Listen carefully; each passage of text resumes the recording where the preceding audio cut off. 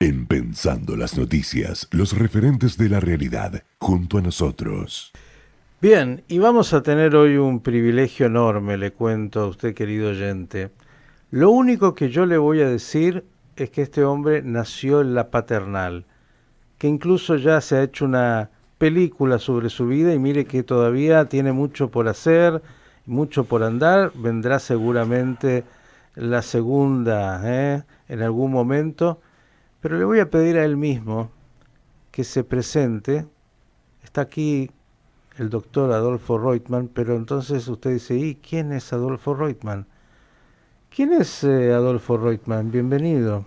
Hola Miki, buen día, un gusto de estar aquí en los estudios. Para mí son nuevos estudios, ¿sí? No Sí. conocí los antiguos. Ya no son tan nuevos. Bueno, pero para mí sí. ¿Quién es Adolfo? Bueno, Adolfo es un argentino que nació en la paternal. Me formé en la comunidad judía, pasé todos los estamentos de enseñanza en la comunidad judía, en un colegio que ya no existe, Herzliya, en la Mm. paternal. Y probablemente, como cualquier joven, tuve mi formación de escuela primaria, secundaria. Terminé la universidad aquí en Buenos Aires, antropología y profesor de historia. Y en el año 80 emigro a Israel para seguir, en este caso, los estudios de religiones comparadas en la Universidad Hebrea de Jerusalén. Me doctoro en el año 93 y, digamos, mi propósito o objetivo de vida era poder ser profesor de la Universidad Hebrea, que como bien sabes, digamos, desde el punto de vista de estudios judaicos, es el centro mundial, ¿no? El Ujú. lugar más prestigioso, y ese era mi sueño. Pero nunca pude imaginar que la vida me iba a llevar por otro lugar. La vida me iba a llevar por otro lugar y llegué al Museo de Israel, y en el año 94 me eligieron para ser el curador de los rollos de los muertos y eventualmente después director de Santuario. Y ahora, pues, ya el año pasado, pero bueno, llegué a eso. Bien, yo le quiero contar a usted oyente que dijo, bueno, a ver, sí, antropólogo, historiador, religiones comparadas, lo dio así como muy simple. Yo le quiero decir que estamos acá con este joven nacido en la paternal y que tuvo su formación, como dijo, en esta comunidad, pero que ha llegado a ser en el mundo uno de los hombres eh, más importantes, no solo por la responsabilidad de ser el curador de los famosos rollos del Qumrán, del Mar Muerto y el Museo del Libro, sino he tenido el privilegio de ser alumno de Adolfo alguna vez. Claro, Mm. alumno sería muy grande, simplemente ir a algunas clases, porque lo que el doctor Reutemann sabe, ha estudiado y investigado de lo que son los textos y lo que es, bueno, lo que los mismos nos van brindando. Yo siempre digo, hoy el mundo judío es desgraciadamente un mundo muy ignorante, casi iletrado. Algunos saben un poquito más, pero en el caso del doctor Reutemann es quien puede ilustrar y puede llevarnos a conocer un poco más y a partir del conocimiento poder entender los fenómenos de las épocas y sobre todo de su especialidad. Voy directo a terreno, vamos a empezar a aprovecharte a fondo, Adolfo. Y otra vez, un privilegio enorme. Gracias. Acabamos de pasar nada más ni nada menos que el 9 de Av, día del duelo nacional del pueblo de Israel. Todos conocemos lo que decimos, destrucción de los dos grandes templos de Jerusalén. Y quiero llevarte ahí porque recuerdo que en tus clases una de las cosas que disfruté tanto fue, bueno, todo lo que podías darnos de esa época histórica de ambas. Y entonces quisiera que podamos poner un poco de luz más allá del slogan, qué es lo que pasaba en esa época, qué llevó más allá de lo que la exégesis luego rabínica quiso explicar, los hechos concretos históricos que llevaron a las destrucciones de los templos en términos de lo que la arqueología, la historia y tus conocimientos de tantos años pueden aportar? Mira, por cierto, el tema del templo ha ocupado un papel muy importante en mi carrera académica. En el año 2016 publiqué un libro que resumía unos 20 años de reflexión, de enseñanza y también de experiencia curatorial sobre el Templo de Jerusalén. Lo llamé, en español sería algo así como Imaginando el Templo. Eso fue mi exhibición del Museo de Israel en el 2003, y en el 2016 eso terminó convirtiéndose en un libro que publiqué, que lo llamé Del Tabernáculo al Templo, sobre el espacio sagrado en el judaísmo antiguo. Y lo que traté es de entender el lugar del templo en la civilización de Israel. Te recuerdo, Miki, que no es casualidad que en el momento en que se constituye el pueblo de Israel como entidad política a los pies del monte Sinaí, porque hasta ese momento no hay pueblo de Israel, es en esa misma situación en donde por primera vez el Dios de Israel le ordena a Moisés construirle un santuario. Y toda la segunda parte de Éxodo trata de eso en realidad, ¿no? Sobre los detalles del tabernáculo, los artefactos, las vestimentas del sumo sacerdote, y como si no fuera poco, después nos cuentan cómo se construyó ese mismo tabernáculo. Y de ahí comienza, digamos, la primera etapa de lo que va a ser esta institución tan central en Israel, en estos primeros 1000 años de existencia, con 2 templos físicos. El primero, destruido por los babilonios en el 586 antes de nuestra era, y finalmente el que generalmente todos recuerdan, que es la destrucción del segundo templo, que de hecho ya era el tercer templo, construido por Herodes el Grande, ¿no? Porque prácticamente, a pesar que todavía sigue siendo el segundo, ya era mucho más fastuoso, mucho más impresionante el de Herodes en el año 70 por Tito. Ahora, las circunstancias son diferentes. La del primer templo, obviamente aquí solamente dependemos de las fuentes bíblicas, no tenemos otro material, incluso no hay ningún resto arqueológico de nada, solamente tenemos el relato bíblico. Pero si yo tuviera que poner el dedo en el trasfondo de esa destrucción, yo creo que por ahí el texto más significativo es Jeremías 7. Jeremías es el gran profeta de la época, en donde critica a Israel por el hecho de que se confía en que es la casa de Yahvé, y que por eso realmente es indestructible. Ahora, en la experiencia histórica había un antecedente que jugaba en favor de esa creencia, que es en la época de otro gran profeta, Isaías. Nosotros sabemos que los asirios habían llegado a Judea en el 701 antes de nuestra era, y estaban en camino a Jerusalén, ya habían destruido Lachish, y Dios dice que va a defender a la ciudad, de Ganoti a la Ir. Y así es.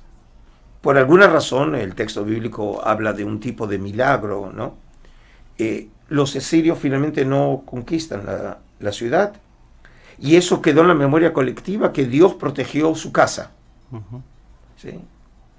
Pero lo que fue válido para fines del siglo VIII ya no es válido en el 586.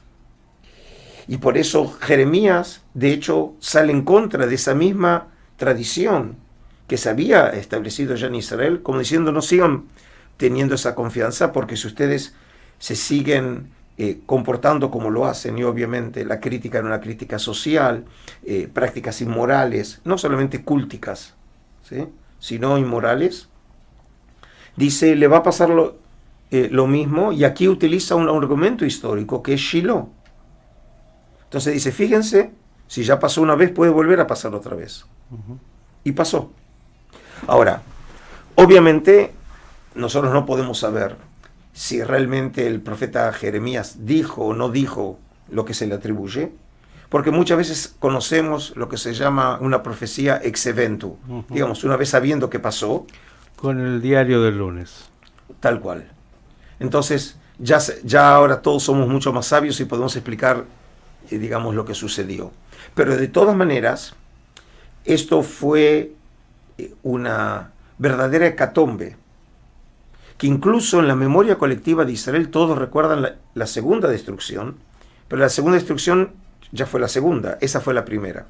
Es decir, cuando todos los principios de la fe de Israel colapsaron, no solamente físicamente, perdieron el territorio, perdieron la independencia política, fue destruido el templo, la casa de Yahvé, fueron llevados al exilio, por lo menos la inteligencia, ¿no? Es decir, que en realidad todo estaba dado para que Israel desapareciera.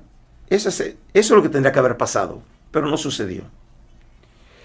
Y lo que vemos en este caso, y yo creo que es algo enormemente notable, es cómo una sociedad vuelve a repensar su pasado para tratar de encontrar en la historia la clave para entender el presente. Algunos, por ejemplo, creen que toda esta construcción literaria, teológica, que empieza, digamos, con el libro de Génesis y termina con el libro de Reyes, que nosotros hoy lo vemos como que la Torá es algo independiente de la parte histórica, pero probablemente en un comienzo fue toda una obra en donde trata de encontrar en la historia la clave de este presente, es decir, el presente de ellos, para entender qué pasó, en qué nos equivocamos, cómo puede ser, ¿sí?, que el pueblo elegido, la casa elegida de Yahvé, fuera destruido. ¿Qué pasó? Y en este caso, ellos no podían arribar a la conclusión, bueno, eso significa que Dios no existe o que hemos creído en algo falso. No. Estaban convencidos que la fe era verdadera, pero la clave estaba en la historia.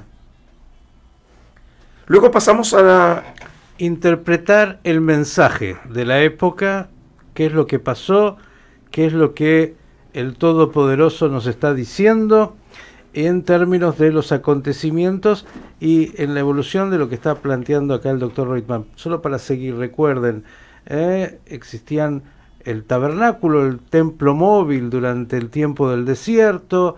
De hecho, hay en toda la expresión de la Biblia lugares donde rezaba el pueblo individualmente. Las Bamot. Exactamente. Hasta que en un momento en el texto se le dice al pueblo que Dios le ordena construir un templo en el lugar, un lugar que Dios define y que después termina siendo Jerusalén.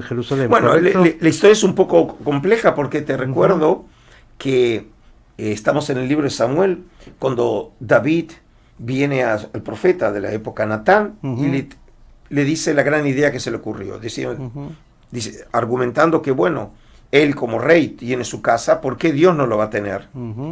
Y Natán le parece una muy buena idea hasta que Dios se le aparece en la noche y él dice, pero yo siempre estuve en una tienda. ¿Sí? Es decir, precisamente no da a entender que Dios esté tan satisfecho con esto. Sea esa o no la causa, es notable que no es David el que construye el templo, es su hijo. Cosa que los textos se preguntaban por qué eso había sucedido. La respuesta la tenemos recién en el libro de Crónicas, ¿no? Con que las manos están llenas de sangre, pero es un intento de entender algo que no lo entienden en la tradición antigua. También el diario del lunes, como tantas veces. La del lunes. Y hoy precisamente es ese día, ¿no? Hoy es lunes. Es lunes para entender. Bien. Pero ese es el primer templo. Vamos entonces, y entonces el regreso a Sion. Ahí está. Y entonces empieza aquí otra nueva historia, pero aquí también es algo muy interesante. Nosotros siempre tenemos la idea que el sueño de Israel fue siempre reconstruir el templo, ¿sí? Y entonces cuando el rey Ciro de Persia derrota casi sin batalla al imperio neobabilónico en el 539, 538 emite lo que se conoce en la historia como el decreto de Ciro.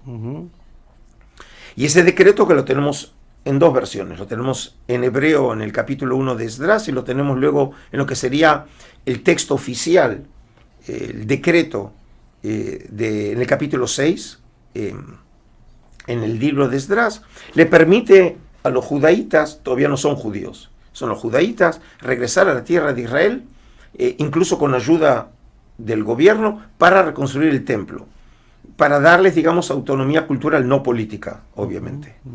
Lo interesante, todos siempre recordamos eso, pero es interesante, por ejemplo, que en el libro del profeta Ageo, Haggai, que es de esos textos, digamos, que nunca nadie lee,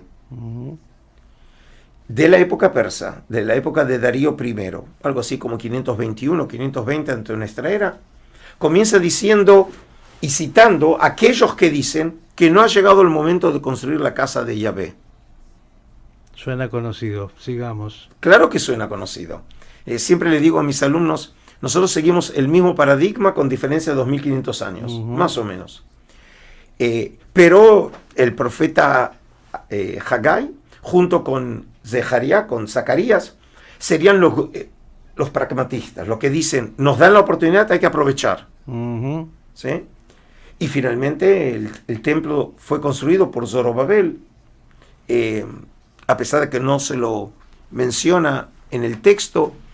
La inauguración lo tenemos en Pesaj del 516-515, ya en época persa, y ahí comienza el camino del segundo templo, que se lo conoce como el templo de Zorobabel. Por cierto, de este templo tampoco tenemos nada. Otra vez lo único que tenemos son textos. ¿Sí? Este es el texto que finalmente en algún momento va a ser desecrado por los griegos y que va a ser reconquistado y purificado por Judas Macabeo en diciembre de 164, lo que nosotros celebramos en Hanukkah, ¿no? Pero lo que vemos es que en realidad ya en la época del segundo templo, es interesante, hay grupos que nos cuesta a veces definirlos, pero que son grupos que tienen una actitud de distancia y de crítica hacia el propio templo. Por ejemplo, cuando se imaginaba el segundo templo, tenemos un texto muy importante que es Ezequiel, los últimos capítulos de Ezequiel, que yo digo es el equivalente al del Judenstadt de Herzl. Está en el exilio y imagina él y sus círculos cómo va a ser lo que llamamos el retorno, ¿no?, a la tierra de Israel. Imagina con detalle cómo va a ser el templo. Es más, él tiene una visión en el que es llevado, nosotros diríamos de manera virtual, en espíritu, desde Babilonia al monte Sión, al monte Moriah, ¿sí? Y él ve un edificio y se encuentra con un ángel, y el ángel lo va llevando pieza por pieza, y él va describiendo lo que probablemente era en la realidad un plano, porque claramente se puede reconstruir el edificio. Pero al final, una vez que ya lo vio todo, todavía es un edificio. Cuando un edificio se convierte en templo, cuando vuelve la gloria de Yahvé, el Kvot Adonai. Y es lo que el texto dice. Es decir, él oye que va llegando la gloria de Dios y va entrando de la manera que se tenía que entrar, de este a oeste. Como antes, según lo conocíamos en el libro de Ezequiel, pero en el capítulo 11, cuando fue destruido el templo, los querubines se llevaron a la gloria de Yahvé de oeste a este, ¿no?, para la salida. Y entonces dice que va a llegar la gloria de Yahvé y va a cubrir todo el templo. Es interesante que la misma expresión en hebreo lo tenemos cuando se inaugura el tabernáculo en Éxodo capítulo 40, y la misma expresión aparece en 1 Reyes 8, en donde se inaugura en época de Salomón el templo. Es decir, la idea es que lo que fue, será. Pero es interesante, en ningún texto del judaísmo antiguo tenemos esa expresión que vuelve a repetirse, que lo que se tenía como idea habría de suceder. Nunca sucedió, según algunos círculos. De alguna manera, todo lo que está como introducción, el resto vaya y estudie, pero diciendo acá el doctor Adolfo Reutemann, es lo que nuestros sabios ya nos dijeron luego también con el diario de haber visto la historia, Maaseh Avot Siman Lavanim, lo que acontece en los tiempos primigenios, de alguna manera debe ser una señal para los hijos, y la historia judía tiene mucho que ver con esto. Y aunque usted está escuchando de hace más de 2500 años, hablamos del primer templo, ya iremos al segundo, algunas cosas más que siempre llaman la atención: qué pasaba dentro del pueblo de Israel. Habían grupos que algunos ya recuerdan, fariseos, saduceos, los celotes y otros. ¿Qué pasaba dentro en el pueblo? La destrucción del templo del segundo, más conocida, y todo lo que esto nos puede enseñar también hoy. De esto se trata. Vamos a ir a un poquitito de música y después lo vamos a seguir metiendo al Dr. Reutemann en estos temas apasionantes.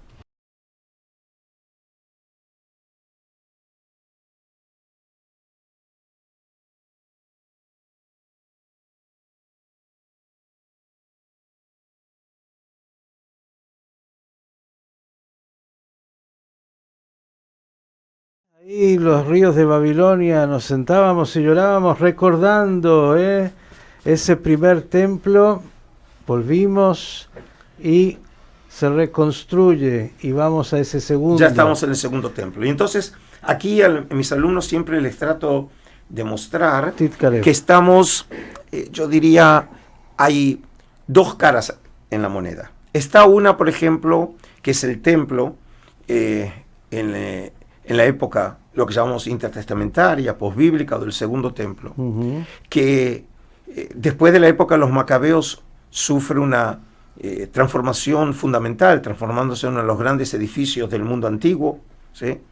Como lo dice el propio Talmud: el que no vio el templo de Herodes no sabe lo que es un edificio bello. Se había transformado en el centro de la vida judía. Los judíos definían su identidad por medio del templo, y por eso tenemos la institución de las peregrinaciones, que había sido promovida por Herodes, porque viendo también el potencial económico que tenía, que venían turistas, peregrinos en el mundo antiguo y tenían que gastar, ¿no?, en animales, en alimento. Así que había visto el potencial en esa época. Y obviamente para buena parte del pueblo judío veían ese templo como el centro del mundo. Sin embargo, hay una segunda cara, y es que el templo de Jerusalén se transformó en un tema central de polémica en los grupos de élite. Y acá podemos encontrar dos líneas: aquellos que sus críticas se centraban en temas religiosos, como podía ser, por ejemplo, el calendario, como sea, por ejemplo, las reglas de casamiento, reglas maritales, sacrificios, el templo mismo en su estructura, ¿sí? Y un buen ejemplo para el caso es la comunidad del Mar Muerto, la que está detrás de los rollos del Mar Muerto. Que muy probablemente el origen de este movimiento está en grupos sacerdotales. El mitológico Morea Tzedek, el maestro de justicia, probablemente el que originó este movimiento en algún momento en la segunda mitad del siglo II antes de nuestra era. Pero al mismo tiempo, también las críticas pasan por el tema social, económico y moral. Por ejemplo, aunque no me lo creas, los sacerdotes en la época de Herodes, que empezó realmente con los macabeos, los judíos tenían que pagar el Hatzi Shekel, que era un tipo de impuesto para ayudar a la manutención del templo, para los trabajos que había que preparar para recibir a toda la gente. Pero parece que se quedaban con algo en el camino. No te lo creo. No. Sí, yo sé que es muy difícil de creer. Pero es que había que llevar a los chicos al bar mitzvah, sabes, lejos. Eran muchos, la familia grande. La prueba está, basta ver simplemente el nivel de vida, por ejemplo, de los sacerdotes en Jerusalén. Cuando hoy uno visita el barrio herodiano y vas a la Casa Quemada o la Casa Grande, ¿no? Que era el estilo que tenía la aristocracia en Roma o en Pompeya. Pero no tenían sueldo. ¿Cómo? Los sacerdotes no. Parece que trabajaban horas extras. ¿Ok? Es una prueba, y no es casualidad que uno de los temas que aparece como polémica entre la comunidad del Mar Muerto y lo que es el sacerdocio de corte macabeo, ¿no? Hashmoneo, era el tema de Hon. ¿sí? Seguramente ustedes en el programa también hablaron sobre Hon Shilton, ¿no? Ujú. Sobre el tema de cómo el dinero juega en el poder político. Ujú. Parece a veces sacado realmente, ¿no?, de esos libros que uno dice, pero ¿estás hablando del pasado o estás hablando del presente? Además de eso, comienza también una lucha ideológica entre los grupos, que no terminaba solamente en ideología.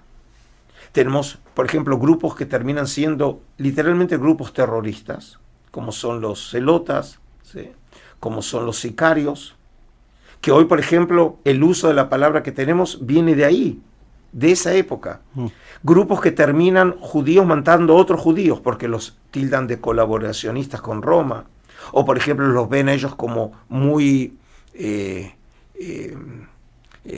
digamos, ¿cómo se dice? Metunim.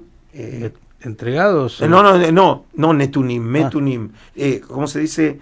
Lo contrario de extremos, muy moderados. Moderados, Uh-huh, ¿sí? uh-huh. Vos pensá, una de las figuras que sabemos que está en la memoria colectiva, que salvó al judaísmo, que fue Rabbi Yohanan ben Zakkai, Uh-huh. a la destrucción del templo, que seguramente hoy lo hubieran tildado de izquierdista, ¿no? Sí. De un... reformista. ¿sí? O un judío reformista, ¿sí? Uh-huh. Es decir, vemos una sociedad totalmente colapsada. Totalmente colapsada. Digamos que en el Hazal lo define con el término Sinat Hinam. Uh-huh. Pero vemos realmente una sociedad dividida. Odio gratuito, solo para el que no sabe. Entonces, todo esto hace que es cierto que los romanos son los que destruyen el templo. Pero en realidad los judíos ya habían carcomido las bases mismas de la sociedad desde adentro. Es decir, podríamos decir en otras palabras, los romanos remataron lo que empezaron los judíos. Incluso dicen algunos que hubo grupos que llamaron a los romanos a que vinieran supuestamente a poner orden y hacer lo que querían hacer. No me acuerdo que en los textos se me haya cruzado con eso. Sabemos, por ejemplo, de algo parecido que sucedió cuando los fariseos llamaron a el rey Seleucida Eucarios contra Alejandro Janeo, uh-huh, en la guerra civil, uh-huh, ¿sí?, que había en la época de los Hashmonaim, porque generalmente cuando hablamos de los macabeos tenemos una visión totalmente romántica. Así es, de eso justo, ¿sí?, quería mencionar. Y al final realmente terminan literalmente en una guerra civil que llegan finalmente Pompeyo el Grande, invitado por una de las partes, uh-huh, de Hircano II, a invadir Jerusalén. Es una sociedad totalmente destruida desde adentro por los judíos. Bien, vamos a seguir con esto porque es tan vigente y quiero plantearte justamente, porque todos se preguntan, bueno, la época del Segundo Templo, que incluso va a dar origen, después de la destrucción del Segundo, bueno, el nacimiento del cristianismo, y siempre está ahí. Digo, hablas de grupos muy distintos unos a otros, algunos grupos que los definiste como terroristas incluso, uh-huh, peleando uno contra otro, movimientos diversos, y en todo eso aparece la figura de Jesús y el cristianismo que luego se consolida. Digo, ¿de qué manera esto de alguna manera estaba ahí dándose en términos de la lucha interna ideológica y de estos grupos que pudo llevar a cabo, bueno, primero que la destrucción del templo por los romanos, y luego también una reforma tan profunda que surgiera directamente una nueva religión? Pero que acá vos te referís a la profunda con Hazal, con los sabios rabínicos. Uh-huh. Pero recuerdo que en la mitad tenemos otra revuelta, que es la revuelta de Bar Kokhba. Uh-huh. Y aquí, por ejemplo, te recuerdo que me parece que también es muy importante. Cuando nace el movimiento sionista, y antes de el establecimiento del Estado de Israel en el 48, tenemos tres grandes temas que son centrales en la historiografía sionista de la época del Segundo Templo. Y los temas son, uno son los macabeos, otro es Masada, uh-huh, y otro es Bar Kokhba. Fíjate que hoy los temas son temas que otra vez el heroísmo, la lucha, ¿sí?, la guerra, son los ideales de la sociedad. No, por ejemplo, otros sabios, ¿sí? Que, por ejemplo, les preocupaba, por ejemplo, el tema de la justicia social o el tema de los derechos de grupos, por ejemplo, desclasados. No, estos eran los 3 temas que preocupaban. Y hay que recordar, por ejemplo, que el levantamiento de Bar Kokhba llevó finalmente a la catástrofe. Es decir, esta idea que habían tenido también los grupos sicarios y demás, que se puede vencer a Roma, digamos que era la mayor estulticia del punto de vista de la realpolitik. Y la prueba está que cuando Roma siente que se le complican las cosas, trae toda su fuerza militar y por supuesto arrasan a los judíos, ¿sí? Lo que está diciendo el doctor Reutemann, yo quiero que usted, si está un poco desatento, de alguna manera vaya conectando. Alguien diría, no hay nada nuevo bajo el sol, como dicen los textos, y hasta dónde en la historia judía hay una continuidad de fuerzas y contrapuestas y divisiones y peleas, de construcción y destrucción. Hay un gen de autodestrucción en el mundo judío, ¿sí? Y nosotros lo vemos que cada tanto vuelve a aparecer. Y vuelven a repetirse estas mismas ideas. Repite, por favor, eso. Hay un gen de autodestrucción en el mundo judío, ¿sí? Mira, hay un gran estudioso del fenómeno sectario, porque también hablamos de las sectas como fenómeno del judaísmo del Segundo Templo. Es una fragmentación de la sociedad, lo mismo que tenemos hoy en el mundo judío. El profesor hoy ya retirado de Bar Ilan, Albert Baumgarten, y el profesor Baumgarten decía que el fenómeno sectario, ¿sí?, lo que llamamos la capacidad del mundo judío a dividirse, forma parte de la estructura casi genética del pueblo de Israel. Y lo vemos hasta hoy en día. Muchas veces, siempre lo decimos a veces en sorna, como diciendo hay 2 judíos y 3 ideas, ¿no? Algo así. Pero vemos cuál es la consecuencia. Y la consecuencia, hoy vemos una polaridad en la sociedad, que obviamente la tenemos que entender en un contexto mucho más amplio de un mundo polarizado. Es decir, muchas de las tragedias que hoy estamos viendo en Israel desde el punto de vista interno, no hablo ahora del conflicto, no sucede solamente en Israel. Y no hay que perder esto de vista. Pero nosotros vemos que hay una constante en la historia del pueblo de Israel, en donde, por ejemplo, los grupos viven, por ejemplo, o proponen o promueven, por ejemplo, ideologías de carácter mesiánicas, absolutamente irreales, ¿sí? Porque el secreto del mundo judío durante 2000 años fue siempre hablar de un templo, pero que esté ahí, que esté ahí, digamos como ideal, ¿sí? Como el mesianismo, ideal, porque cuando el pueblo judío puso sus, como decimos en Israel, los gitones, las piezas, en un Mesías como Bar Kokhba, fue una catástrofe. Y varias veces más. Y entonces, cada vez siempre pasó lo mismo. ¿Cuál es la diferencia ahora?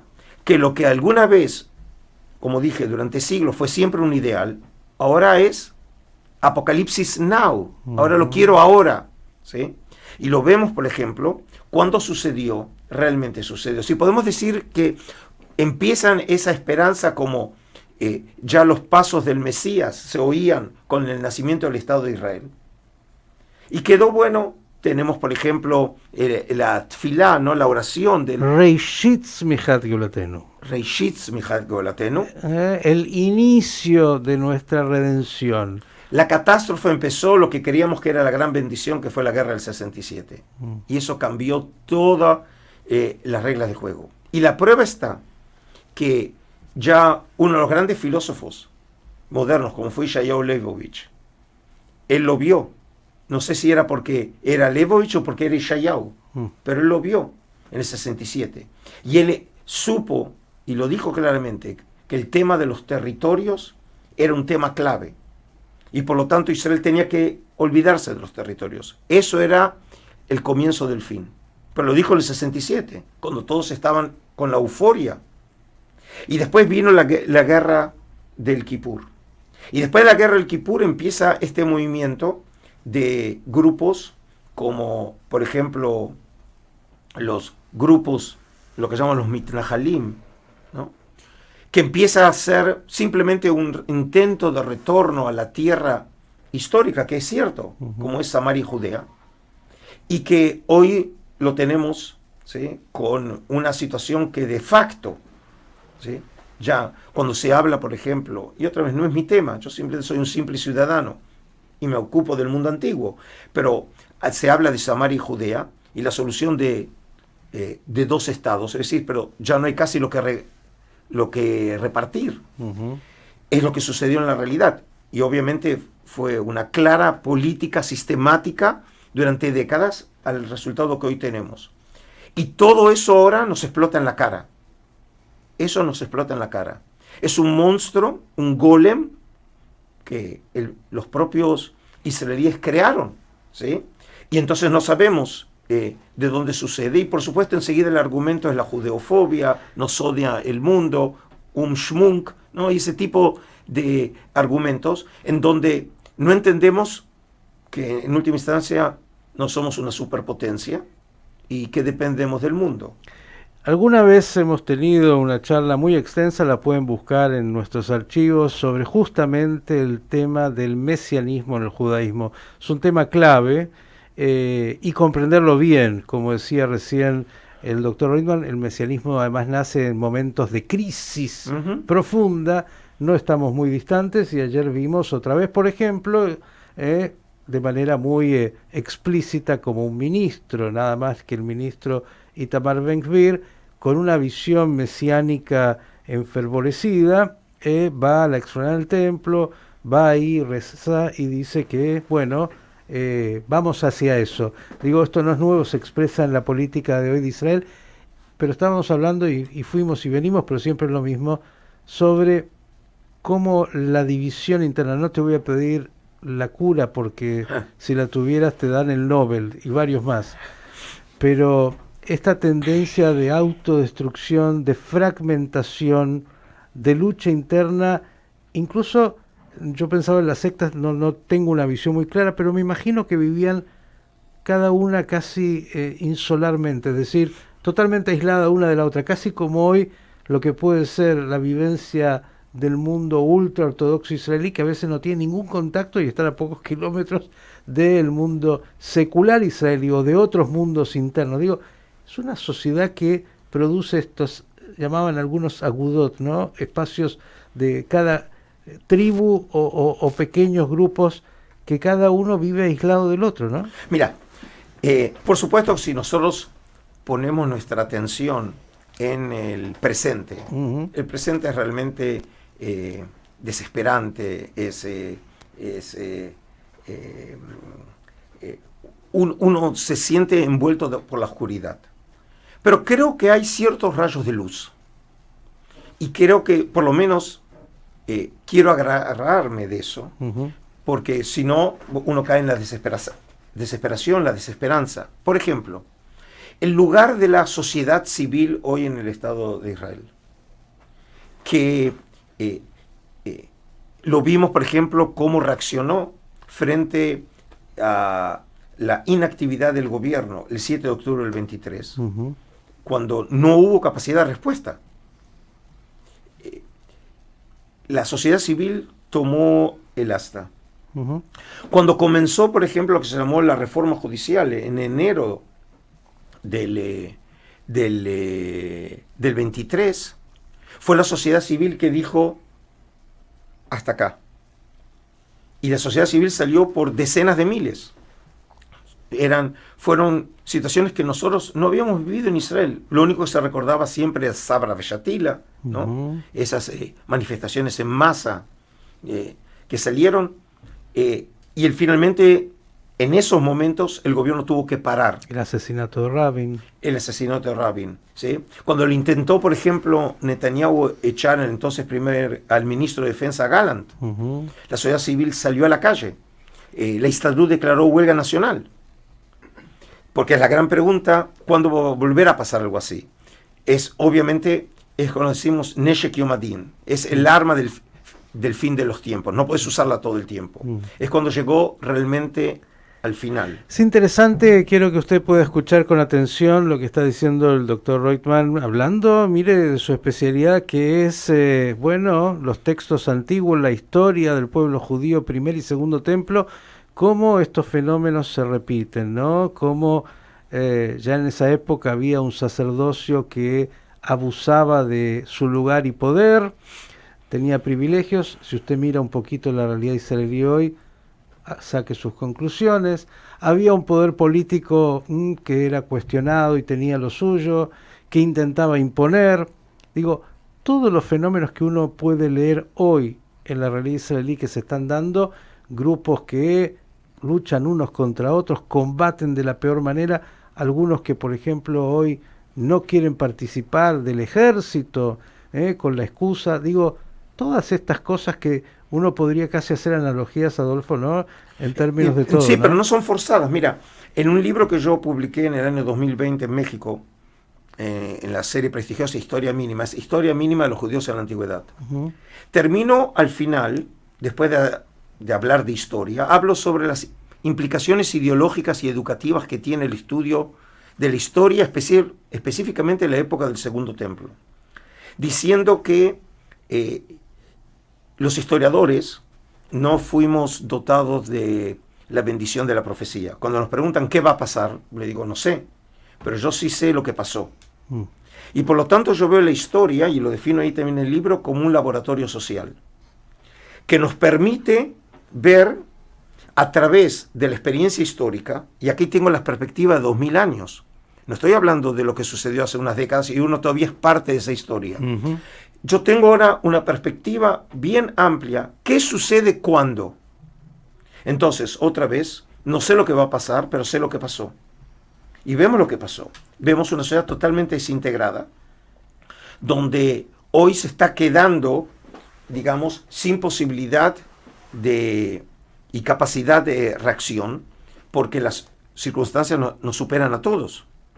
Todos tenemos miedo de lo que va a pasar, pero el miedo que tengo es cuando me fijo lo que pasó. Y entonces digo, ya nos pasó una vez. Cuando realmente colapsa la sociedad, es como hay un proceso como en donde todo entra, digamos, dentro de un agujero negro, ¿no? Y se consume de adentro. Y es lo que hoy está pasando. Entonces, la lucha que tenemos hoy en el Estado de Israel para defender los últimos bastiones de la democracia, que es algo que uno no puede ni imaginar estar diciendo en voz alta. Y estamos hablando otra vez. Israel no puede ser derrotada militarmente, y lo vimos, ¿sí? Sucedió algo que nunca habíamos imaginado. Israel bombardeando en Teherán, dominando el espacio aéreo iraní, que es una verdadera superpotencia. No estamos hablando de un país de cuarta. Israel, el dominio militar como fue, y gracias a Dios, ¿sí? Que es lo que nos permite seguir subsistiendo. Pero estamos hablando ahora frente a los enemigos externos. El gran desafío es siempre el interno. Es ahí donde está el peligro de existencia. El que no estudia, comprende y puede ver la historia como una señal del presente, tiene un problema. Y creo que es tan importante lo que el doctor Reutemann está diciendo porque es tan vigente. Y además ha llegado aquí a Buenos Aires para dar un seminario y está aquí con nosotros, no quería no saludarlo, el vicerrector del Seminario Rabínico Latinoamericano, que lo ha convocado como tantas veces, entiendo que es en la UCA, pero eso nos va a contar el vicerrector Juan Pablo Lichtmacher, que está con nosotros. Juan Pablo, bienvenido. Muchas gracias, buen día. Sí, un gusto. Escuchaba apasionadamente. Como siempre. Lo transmite el profesor, como creo que los temas de este tipo que combinan historia, que combinan nuestra cultura y nuestros debates actuales, convocan, entusiasman ayer y hoy. Sin duda, sin comprender la historia y ver lo que hemos transitado, tenemos un presente que no es muy halagüeño. Cuéntale a la audiencia, por favor, de este seminario para el cual ha venido Adolfo esta vez. Efectivamente, el profesor Reutemann nos visita nuevamente en la Argentina, invitado por la Universidad Abarbanel, nuestro instituto universitario Isaac Abarbanel, que es vale decir la primer universidad judía de Sudamérica. Es la universidad más reciente creada en el sistema universitario argentino, con todas sus acreditaciones correspondientes, la CONEAU, el Poder Ejecutivo Nacional, lo que le permite brindar oportunidades de formación a otra jerarquía, a otro nivel, el nivel universitario. Como tenemos un minuto para el momento exacto del recordatorio del atentado hace 31 años, te pido que recuerdes exactamente dónde es la convocatoria. Creo que es en la UCA, ¿no? Que va a dar algo. Es un conjunto de eventos que se van a tener a lo largo de los próximos 2 días. Tenemos hoy a las 17 horas un evento con el gobierno de la ciudad. Sí, eso es en la legislatura, pero las jornadas son los días 5 y 6 en la UCA. Sí. ¿Sí? Y la idea es explorar el judaísmo intertestamentario, precisamente esa luz de la que estamos hablando. De esa misma época, es la época que nace el judaísmo y el cristianismo y la posibilidad de diálogo interreligioso. En la UCA 5 y 6, horario todo el día, creo, ¿no? Sí, empieza desde las 9 hasta las 6 de la tarde. Inscripción con un link, la gente va y se puede inscribir. Sí, eso es ahí mismo o en la página de la universidad, que es uia.edu.ar. Bien, vamos a compartir justamente un recordatorio a 31 años del atentado con estos visitantes y con ustedes, queridos oyentes.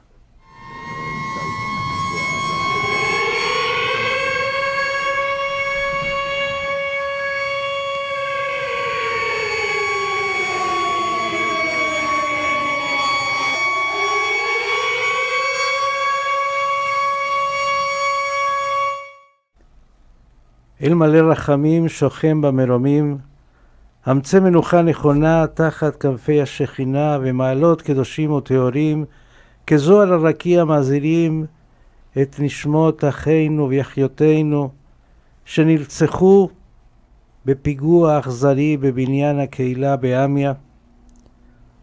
אכן בעל הרחמים, תסתיר בסתר כנפיו את נשמותיהם, ביצור לחיים תהיו נשמתם, ונאמר amén.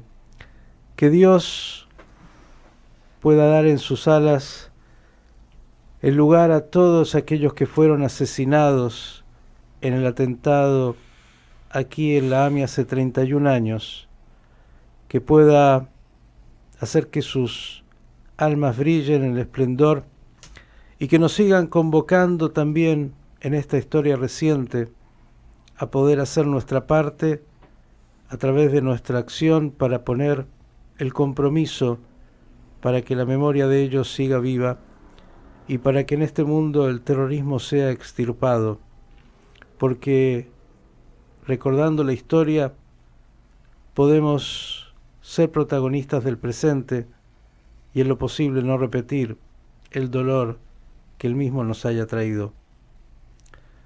31 años. Como hace 31 años, aquí estamos, con esta voz, tratando de ser voz de aquellos que fueron quitados de este mundo de manera absolutamente trágica y horrorosa.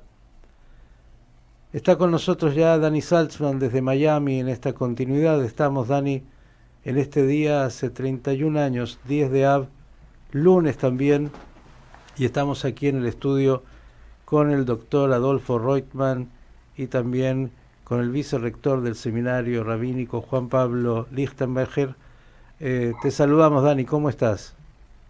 Hola, ¿cómo están? Buenos días, los estaba escuchando, estoy escuchando la entrevista desde aquí. Bien, y cuánta vigencia, Dani, que tiene todo lo que nos ha pasado en la historia, lo que hemos hecho y lo que hemos hecho mal y no hemos aprendido a corregir. Y los peligros cuando uno no corrige, ¿no? Uno siempre debería mirar con mucha atención los hechos de la historia para no repetirlos, por lo menos así dicen. Sí, bueno, también hay que tener mucho cuidado porque las personas que viven equivocadas creen que el error que cometieron es no haber hecho las cosas aún peor de las que las hicieron. ¿Cómo es eso? Y claro, si vos hablas con una persona equivocada, te va a decir, no, si es verdad, yo me equivoqué, tenía que haber ido más a fondo, tenía que haber hecho esto peor. En el plan de no cometer el mismo error, en realidad lo que están haciendo es profundizar el hecho, ¿no? Desde ya, pero la advertencia no alcanza, como escribí ayer, con el ayuno. El ayuno tiene que ser otra cosa, tiene que ser que el ayuno sirva para algo, si no es simplemente un ritual vacío como tantos otros.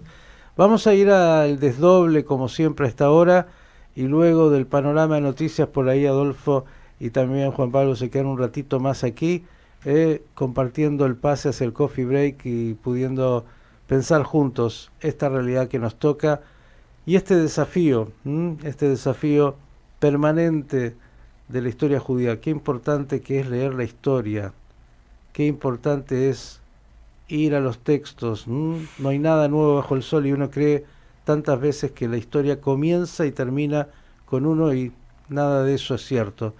Vamos al panorama y seguimos.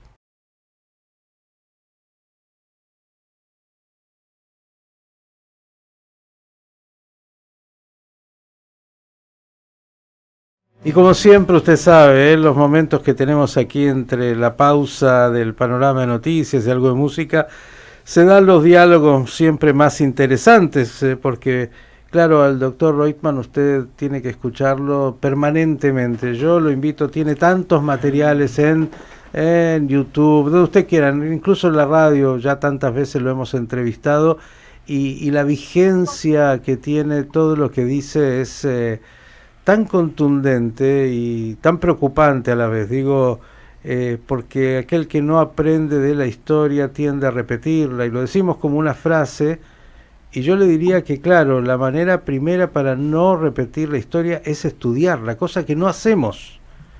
Nos quedamos con visiones tan superficiales, tan ignorantes de la historia, de los hechos, de los movimientos, de las fuerzas contrapuestas, de todo lo que llevó a la destrucción del primer y segundo templo. Y cuando ustedes seguramente se acuerdan, Golda Meir en la guerra del 73 decía vamos a sacar las armas, por lo menos dice, para que no se destruya el tercer templo. El tercer templo existe, es el Estado de Israel, y si no se hace lo que hay que hacer, de verdad estamos en un peligro enorme, y no, como decía muy bien Adolfo, por los enemigos externos que fueron doblegados, tanto Hezbollah, el Hamas, se llame Irán, los hutíes y todo. Con eso Israel ha sabido cómo, a pesar de que parezca imposible, ha logrado sobrevivir, antes y ahora. Lo que es el desafío, como fue en su momento, es si vamos a poder adentro reparar, porque si no, de verdad, ya se ha visto en la historia las consecuencias. Adolfo, algo más para decir al respecto, porque hablamos de historia, pero aunque sos historiador y tantas cosas más que hiciste en la vida, dijiste soy un ciudadano preocupado porque vives en Israel y en el mundo judío. Creo que vivimos uno de los momentos impensablemente, si uno decía nos sentábamos hace 10 años que nos hemos sentado a charlar, nada de esto que estamos viviendo lo hubiésemos imaginado. Parecía que Israel había logrado consolidarse como un país tan, más allá de sus problemas de seguridad, un país medianamente que iba hacia adelante sin ningún riesgo de situaciones como estas que estamos viviendo hoy. Y en el mundo judío también hay a partir de eso un estrago que ha generado, yo digo extremismos, ¿no? En general la gente quiere pensar poco, quiere estudiar menos y quiere rápidamente sacar una conclusión de lo que reafirma en general su odio. Yo más diría que es su amor. Un amor y odio también entremezclado. Hablaste de, en un momento dijiste, nuestra capacidad autodestructiva. Ajá. Danos una lectura. Mira, yo lo que diría aquí es lo siguiente. Es claro que nunca podremos haber imaginado lo que estaba pasando. Sin embargo, yo muchas veces, por ejemplo, tenía la sensación que los grandes temas nacionales, en realidad la población israelí como tal, hacía la vista gorda. Como diciendo, ¿no?, la famosa frase, Yeh beseder. Yeto. ¿Sí? Yeto. Va a estar bien. ¿Sí? Milagro vendrá. Y como decimos, los omjim al nisim, ¿sí? No hay que apoyarse o tener confianza en los milagros. O otro dicho en Israel, a los milagros hay que ayudarlos. Y la sociedad israelí no los ayudó. Porque, por ejemplo, cuando sucedieron cosas que me pareció a mí realmente revolucionarias, como fue ese término de un año de gobierno de Bennett, cuando por circunstancias, otra vez de la política nacional, por primera vez en la historia, un partido árabe formaba parte de la coalición de gobierno, que era casi, digamos, el fin de los tiempos. Es decir, la posibilidad que 20% de la población israelí pueda estar representada a nivel político, cuando ellos realmente quieren ahora formar parte de esa sociedad, que era todo el tiempo la sensación que ellos quieren mantener aparte, que son fieles a los palestinos. Ahora quieren formar parte del gobierno, y en realidad solamente duró un año ese gobierno. Y la oposición hizo todo lo posible para que cayera. Y hasta tal punto que ahora, si vamos ahora a elecciones, uno de los temas es que esa posibilidad que se vuelva a repetir es ilegítima. Es decir, volvimos hacia atrás, cuando eso fue un paso adelante enorme, ¿sí?, de poderlos integrar a la sociedad. Tenemos ahora, por ejemplo, el tema de la ultraortodoxia. El problema estuvo siempre ahí, simplemente que ahora se transformó en acuciante. Necesitamos otros 10.000 soldados, ¿y de dónde los van a sacar? Y entonces se produce una situación imposible. Los oyentes tienen que entender qué significa estar de un año de 365 días, más de 300 días movilizados. ¿Qué significa a nivel personal? ¿Qué significa a nivel familiar? ¿Qué significa a nivel profesional? ¿Sí? ¿Por qué? Porque falta gente, faltan soldados. Es decir, la sociedad está totalmente colapsada. Y aunque no faltaran soldados y sobraran soldados, todos tienen que ser exactamente igual de responsables frente a la ley, para todos. No hay una ley para uno y otra para otro. Entonces, todo esto hace, digamos, obviamente que estamos nosotros no ante la caída del precipicio, ya estamos cayendo en el precipicio.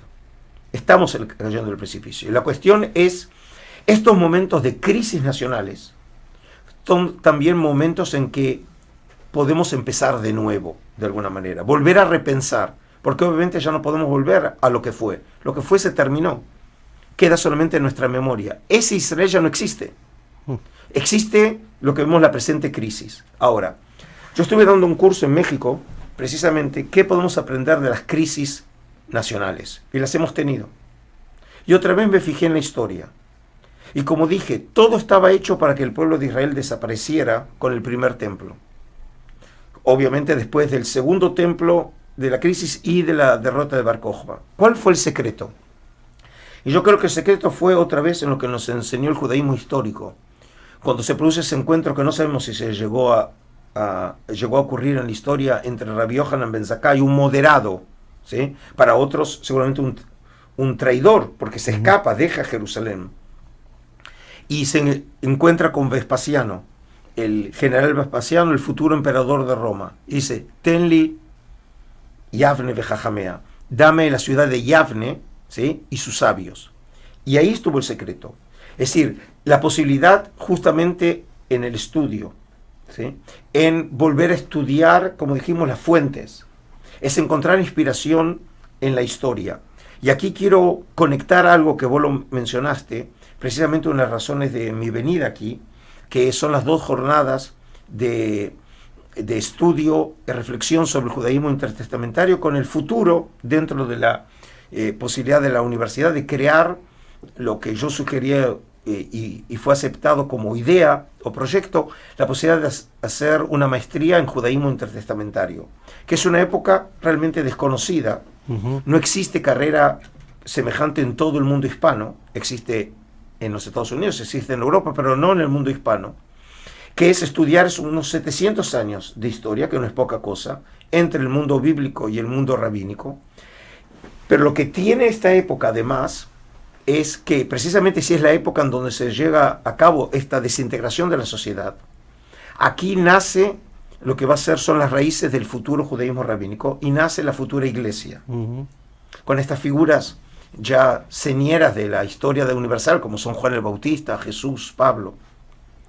Y es interesante que después de 2000 años de persecuciones, quemas de libros, quemas de personas, autos de fe, expulsiones y el holocausto, este año, te recuerdo, estamos celebrando el 60 aniversario de Nostra Aetate.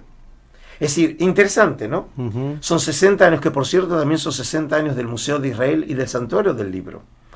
Y es interesante porque los manuscritos del Mar Muerto, que siempre son vistos como tema arqueológico, ¿sí?, pero irrelevante para nuestra vida, se empiezan a publicar cuando se están reuniendo los cardenales en Roma planeando Nostra Aetate. Ujú. Y empieza a nacer y a conocerse esta literatura de una época prerrabínica y precristiana.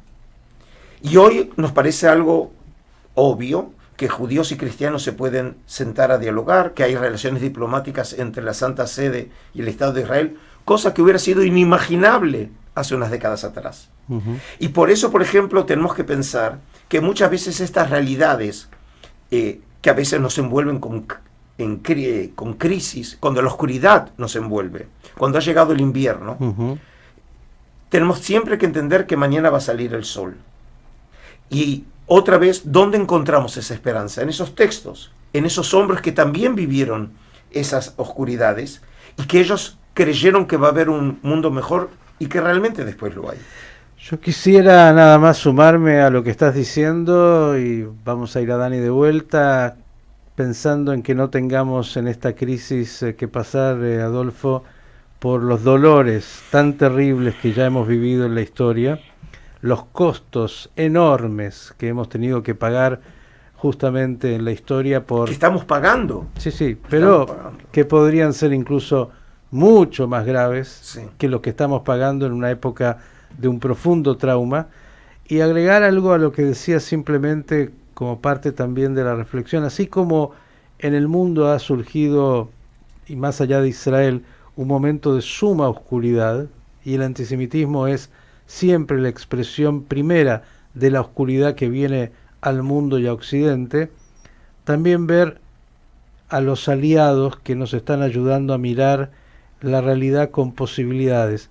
Entre otros, nuestros hermanos evangélicos, cuando comprenden el texto a veces mejor que los mismos judíos, ponen luz, sobre todo hablo de los evangélicos que tienen visiones equilibradas, no mesiánicas de momentos, sino que leen el texto, y también hoy la cultura de la Iglesia Católica que ha hecho lo suyo también, digo, porque en realidad comprenden, creo, que cuando se va contra los judíos se está yendo contra los valores también cristianos al final, judeo-cristianos, y contra Occidente, y tienen un desafío propio en casa hoy. Creo que es parte de lo que se está dando en un movimiento tectónico geopolítico muy complejo, donde otra vez nos tienen todos mirando, todos hablan de Israel, de Medio Oriente, de lo que pasa, todos son expertos, pero a veces hay que mirar un poco más allá, porque en realidad ahí es casi el botón de muestra de lo que se está dando mucho más allá. Dani, estás ahí en Miami, cuéntanos una hora menos cómo amaneció el día por lo menos. Como todos los días, muy caluroso, que acá tenemos 37 de térmica a las 9:15 de la mañana. Wow. Bueno, a no quejarse, porque en Europa, vimos ahí en España, están con 42, 43. Adolfo, que vuelve pronto a Israel, sabe que se va a encontrar con un frío de aquellos, así que sí, las temperaturas son las que tenemos en estas épocas aquí y allá. Y sé que estuviste ayer y compartir también aquí con nosotros en una actividad puntual. A ver, cuéntanos.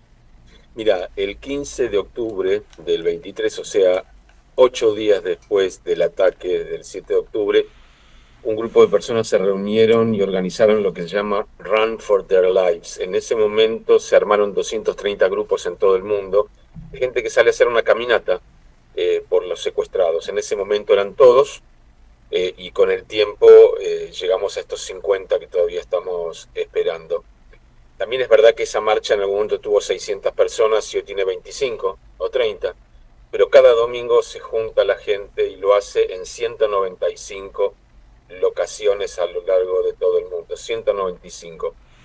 Decir que en la Argentina no existe, no hay un grupo que lo esté haciendo, pero sí hay varios en Brasil, para pensar en nuestro mundo, ¿no? Incluso hay uno en la India y hasta en Sudáfrica, en Australia, con todas las complicaciones que esto tiene. Yo cuando había estado aquí en febrero había querido participar y me sentía muy enfermo, estaba muy engripado y no pude. Pero ayer sí, por suerte. ¿Tenés la posibilidad de ver un minuto y algo de eso? Lo compartimos con la gente y te cuento cómo es la experiencia de caminar. Sí, claro que sí. Vamos a eso.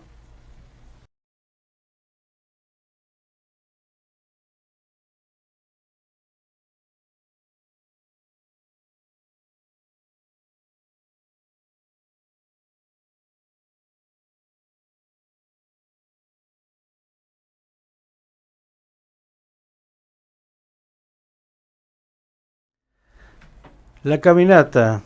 Ayer también en Miami, Dani. Cada domingo, no importa lo que pase, tampoco importa mucho el clima, se encuentra gente, a veces más, a veces menos. Hay que entender que también aquí estamos en verano, hay mucha gente que está de viaje y que ha salido. Decir que la experiencia personal fue de mucha gente que pasa con sus autos o con sus bicicletas o corriendo y saluda y toca bocina.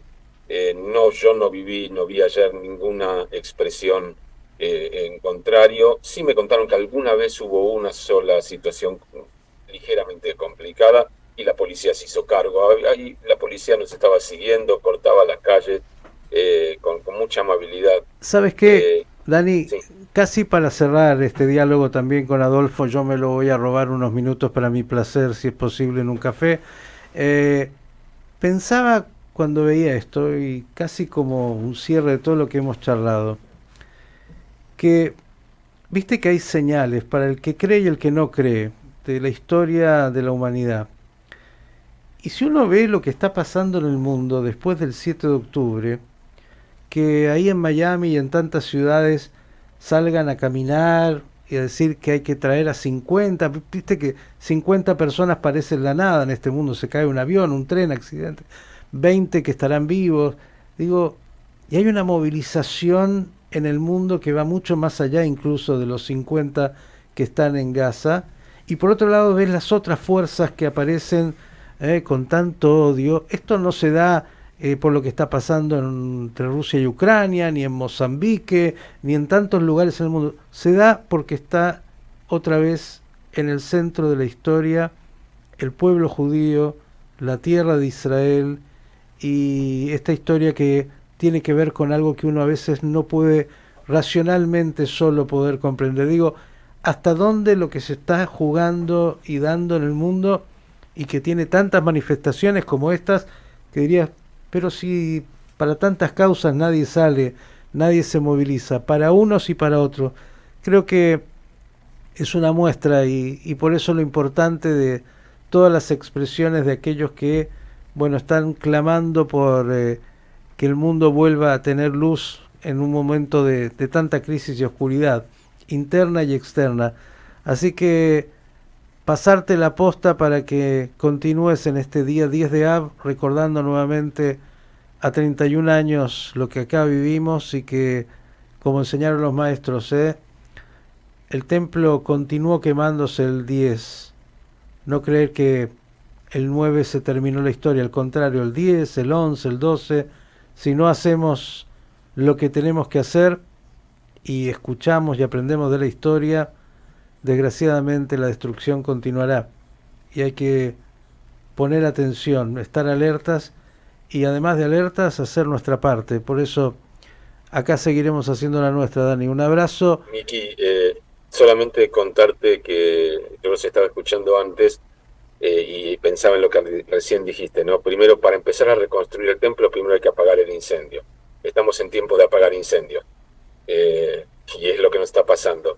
Y segundo, yo los escuchaba y yo creo que hay un concepto equivocado por el cual nosotros somos educados, que es que la historia es el pasado. Es una frase muy común, ¿no? Esto ya es historia, esto es historia. Y la historia es para nosotros una noticia en desarrollo. O sea, nosotros somos actores de la historia, no estamos leyéndola. O sea, no importa lo que pasó hace miles de años, nosotros somos los protagonistas de esa misma historia en un capítulo más adelante en el mismo libro. Así que bueno, acá estamos, yo voy a seguir aquí como siempre, ya 33 años, ¿no? Como siempre, en la síntesis perfecta, como ya sabemos, el libro de Bereshit es nada más ni nada menos que, bueno, una enseñanza para siempre, simán para todos. de lo que tenemos que aprender. No hay nada nuevo, cambian los personajes, las épocas, pero todo ya está dicho en la historia y el tema es qué hacemos con la misma. Y para eso hay que tomar conciencia y, como siempre, cada uno hace lo que puede, pero siempre hay que saber también que los que tienen mayor responsabilidad en términos de sus roles son los primeros que tendrían que asumir esa responsabilidad y mirar la historia con mucho detenimiento y cuidado. Dani, abrazo grande y hasta mañana. Hasta mañana. ¿Siguen ustedes aquí? Nosotros, Shapira, nos vamos. Sí, sí. Gracias a Rocío, gracias a la señora Esther, gracias al señor Alejandro Blanco y sobre todo gracias a ustedes, queridos oyentes. Mañana, si Dios quiere, vamos a tener revancha. Seguiremos tratando de pensar las noticias y ya vio, como estas que parecían de hace miles de años, mire usted, hasta dónde son las noticias de hoy.